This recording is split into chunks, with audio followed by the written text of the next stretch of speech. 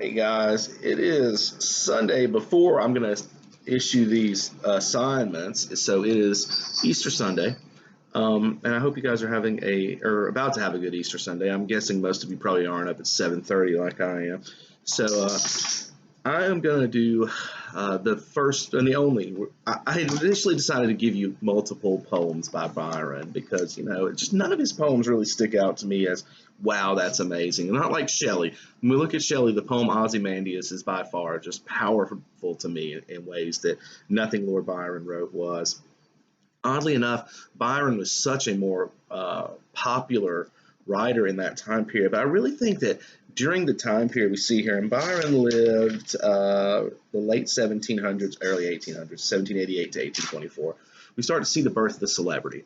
And we start to see people that fall, into an obsession with a person, not always because of their talent, but because of their secondary activities. Okay, look, let's just be honest. Byron became the second most read writer in England, English history. I mean, Shakespeare's number one by a landslide, but Lord Byron's second. Not Chaucer, not Wordsworth, not all these other options. It's Lord Byron, and it's not because he's of his poetry. To be honest with you, his poetry's not bad.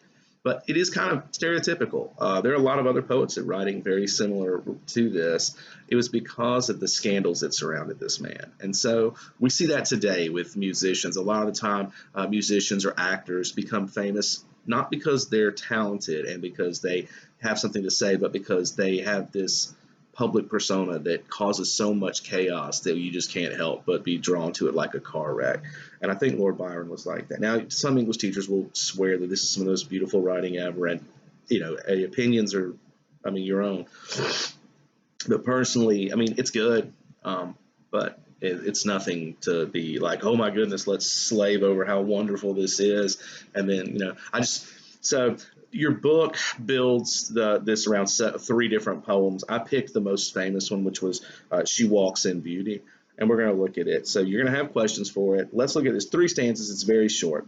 The book gives some background, so let me just give you that too. It says, Lord Byron became so identified with the rebellious heroes he created, brooding figures whose ironic attitude and hidden sorrow only added to their charm. So, you get the, many of the stereotypical, or even let's say archetypal, let's be a literary person here, the archetypal figures we see in movies today, especially movies aimed at teenagers. You have that hero who's the, brooding, sits off in the corner. He's too cool for everyone type of guy. But deep down, there's this sensitive guy who really cares about a lot. I'm going to try to block this light that keeps shining through. Byron is kind of the creator of this version of your hero.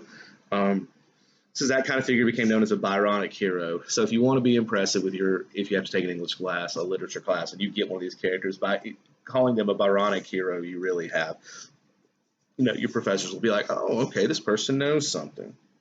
Such heroes are a staple of romantic literature. They survive in modern times as a Hollywood of rock and roll star.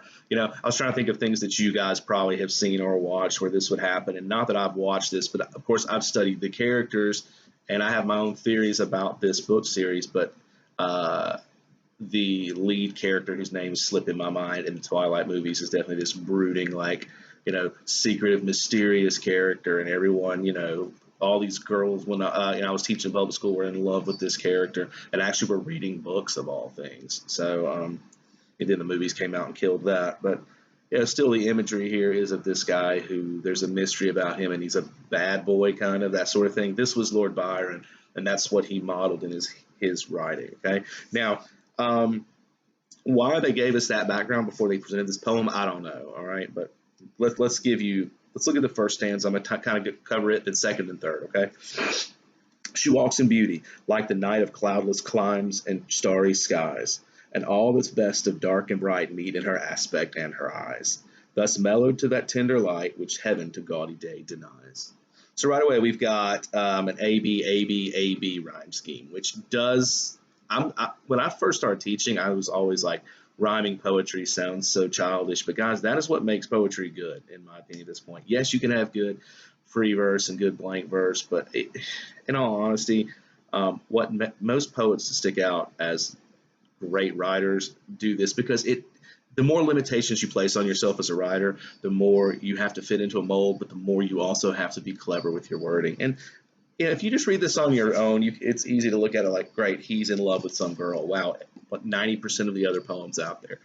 But look at what this guy's doing. She walks in beauty like the night of cloudless climes and starry skies. He's comparing her beauty to nighttime. That's a little more rare. I mean, you usually get the beauty, people describing beauty as day with day imagery, not with night imagery. So Byron automatically is taking a different angle on this, that she's beautiful like the night. And let me tell you something, there's a lot of depth in that, because the night is like this character he's talking about mysterious and things like that. But, the night is a time for fear for a lot of people, many people, whether they're, 4-year-old children or adults, are scared of the dark. And then there's a lot to do with, the unknown in the dark. But let me tell you something, the night is also quite beautiful, especially on a clear night like he's describing where you can see the stars. So there is this different image of beauty attached with this person. And then he says that all that is best of it, look at this, dark and bright. Now, those are opposites. So this woman is balanced perfectly. She's, both of these two things. Meet in her aspect and her eyes, thus mellowed to that tender light which heaven to gaudy day denies. He doesn't just not compare her to night. He even kind of insults the concept of day. He calls it gaudy. Gaudy is this term meaning something that's flamboyant and flashy and just kind of, fake even in a way. So, he's like, the way things look in the daytime can be counterfeited. This woman is beautiful and, has a sense that's not just about that.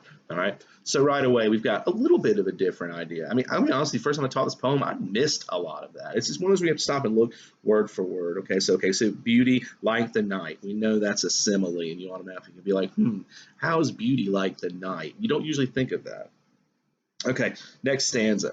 One shade the more, one ray the less, had half impaired the nameless grace, which waves in every raven tress, or softly lightens o'er her face, where thoughts serenely sweet express how pure, how dear their dwelling place. And again, one of the beauties of this poem is reading it out loud. If you read it silently to yourself, a lot of the musical nature is lost completely. Even though it still rhymes, even though the rhythm's still there when you read it up here, just coming out of your mouth is what makes it powerful, right?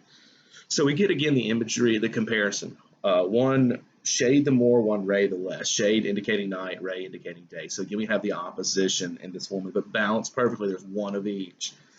She says waves in every raven tress. A tress is your hair. Tresses would be, the long hair this woman has, and calling it raven means it's dark. So part of the imagery with night might be because this woman does have really dark hair, that sort of thing. And he talks about it lightens over her face, where thoughts serenely sweet express how pure, how dear their dwelling place. So again, we have several lighter images. The concept of pure, even though not a color, is associated with white. So we have dark and light throughout this. He also indicates that you can see about her character through her face and her expressions, and that she's a very, it says serenely, so she's peaceful, and how pure and how dear those thoughts are. So, a very peaceful, caring, pure woman. All right. Okay, so now we transition to the last stanza. And on that cheek, and o'er that brow, so soft, so calm, yet eloquent, that smiles that win, the tints that glow, but tell of days in goodness spent. A mind at peace with all below, a heart whose love is innocent. So now we transition from her description of her physically and that sort of beauty. The last, I think it's 3 lines. Yeah, the last 3 lines transition to more about what makes her beautiful inside. All right. So again, we get the common images. Now remember, this was written a long time ago, so these images aren't quite as overdone because a lot of writers would have copied Byron. But we get things like her cheek, her brow, smiles, the glow. These are all the physical images still. But then we get tell of days and goodness spent, a mind at peace with all below, a heart whose love is innocent. So again, we get this image of this innocent girl who smiles at everything, and it's just all about love. And this poem is believed to have been about one of Byron's many love affairs he had. Byron really liked the ladies, and got into a lot of, let's say, unfortunate situations with married women or women who had boyfriends. And so this is probably one of the many women he fell in love with.